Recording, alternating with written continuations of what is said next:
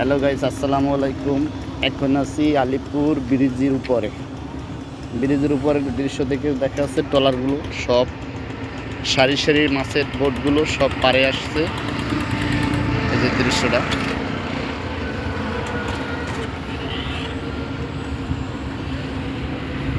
শুধু দেখা যায় ট্রলারের বাতি আর বাতি, আর কিছুই দেখা যাচ্ছে না।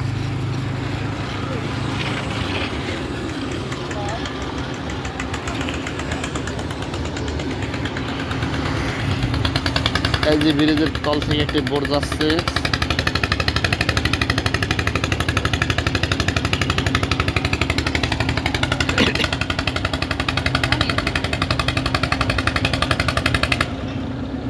এইটাও লঙ্গর করবে এখন।